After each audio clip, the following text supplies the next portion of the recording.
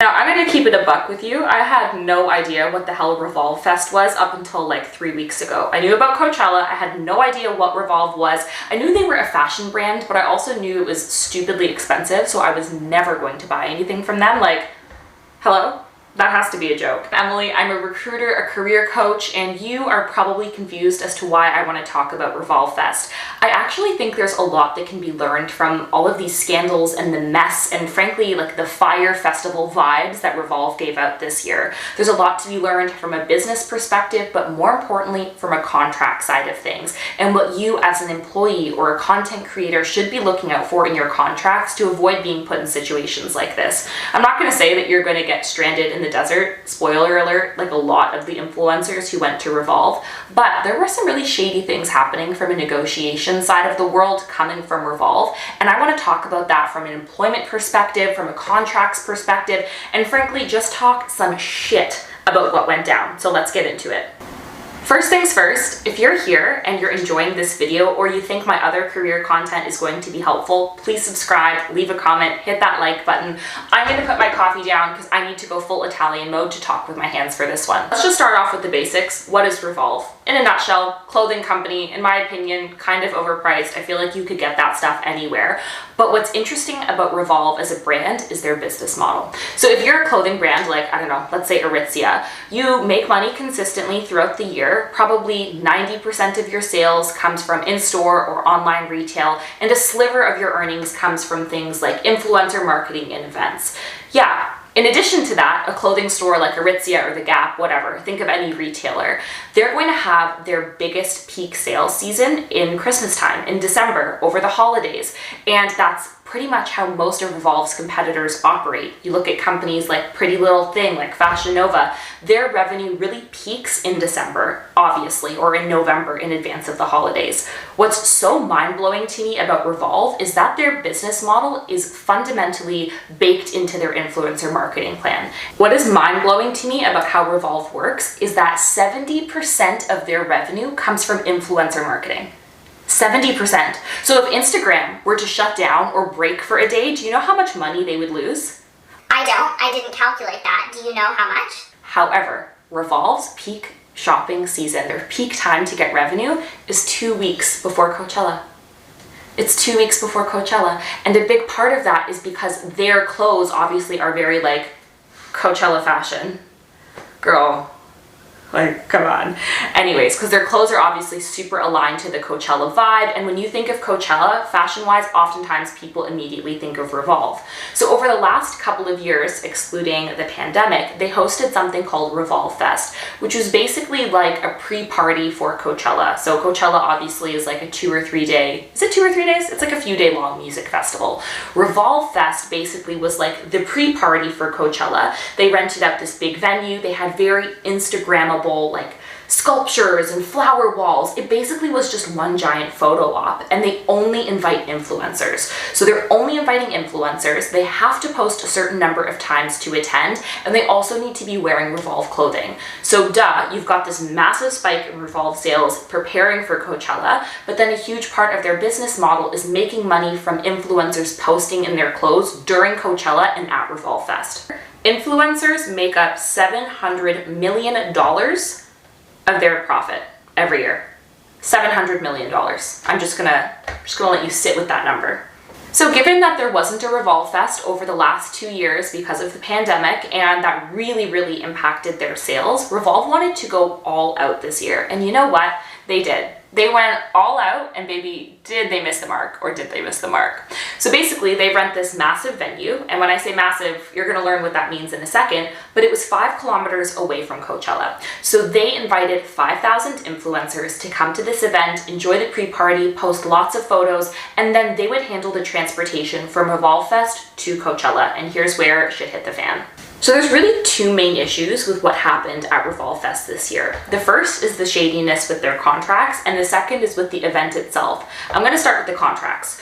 So when a brand reaches out to a content creator, there's usually a couple of different ways they can partner. Sometimes a brand is just going to send you free merchandise for you to post, and it's kind of like a pro bono, I'll promote you, you promote me thing. But for the most part, for content creators who have more than a few thousand followers or a much larger following than that, Brands want to pay you and compensate you for your labor. So for the most part, you get paid for Instagram posts, for your stories, for your TikToks. It really is a business. Influencer marketing is a $16 billion business for a reason. So Revolve had a bit of a hot take on this. Sometimes when brands take influencers on brand trips, they only pay for a portion of the event, knowing that they're going to get a lot of exposure. I do have mixed feelings about this. I definitely understand, especially as a small creator, if a brand were to call me and want to take me on a trip, even if I paid for a portion of it, it's so great for your personal development and for your networking that sometimes you're willing to take that leap. However, this was Revolve's ask for most of their influencers they work with. They said, hey, we would love to invite you to Revolve Fest this year. We're going to give you $2,000 worth of store credit, and you're going to post 5 or 6 stories, maybe a couple of Instagram grid posts, and at least 5 TikToks. Now, tell me where that makes sense. Many influencers reported the contracts that Revolve presented them were actually asking for about $30,000 worth of content to be posted in exchange for pants. For pants that look like this. There's more. So some influencers got hit with that, but other influencers got premium offers. Other influencers got paid to post, they got flown out, they got this VIP experience, and obviously the more reputable large creators, aka Kim Kardashian, because her ass was there for some reason, got massive paychecks, the VIP experience, and then all of the grassroots influencers, the people who are really creating 70% of this company's revenue, got the short end of the stick. And you might ask yourself, okay, well, they got presented this contract. They could have said no. Why didn't they? And this is where I think it gets fuzzy. If you are a large creator and you have an agent or a management company, they might be able to advise you and support you in the negotiations for that. But a lot of these creators who went were relatively small creators. And to be honest, I for sure would have been bamboozled by Revolve. If Revolve called my small little channel and was like, Emily, we're taking you to Revolve Fest. You're gonna pay for your entire trip. You're gonna post X number of stories and we're gonna give you $2,000 worth of clothes that probably don't even fit because you're bigger than a size 4. I would have been like, Revolve, girl, let's go. Because you feel this sense of missing out. You want to be someone who's networking with the who's who in the industry. You want to be affiliated with, the Glamzillas and, God, I can't think of another influencer that I like.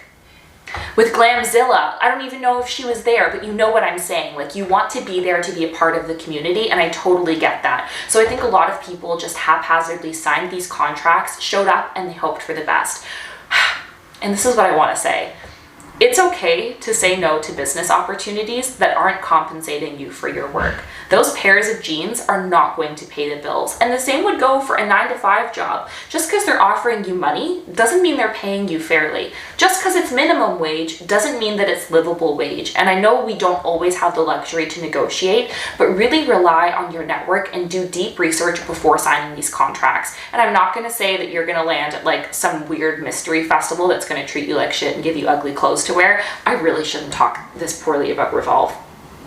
They're not gonna see this. I'm a nobody. Anyways, let's keep it moving. Some influencers reported waiting in line for 5+ hours. Again, this is because they invited double the number of people the venue actually had the capacity for. Not only were they waiting in line in the blazing California heat, but there was no water, there was no food, and there were only 2 members of staff there to mitigate the line, both helping people get in and exit the event. I don't think it is stressed enough how fundamentally dangerous that is. If someone had a health concern, was getting heat stroke, was dehydrated, somebody truly could have died. I can't emphasize how dangerous and scary that is. It's giving me huge Fire Festival vibes. And I know a lot of people will say, well, influencers are spoiled. How are they complaining? They're getting all of this free stuff. Being an influencer is legitimately a job. So what if you got flown out for your corporate role or for your, whatever you choose to do for work and you were treated like this? You have to put influencing in the same bucket as being in marketing or being, someone who's working a 9-to-5 job. So they wait in line. Most people get in, although there is a chunk of people who never even make it into Revolve Fest. They get in there and the vibes are whack. The vibes are whack. They had really cool celebrities that did a concert there. I think, goodness, who was it? My boyfriend, Jack Harlow. Love you, babe.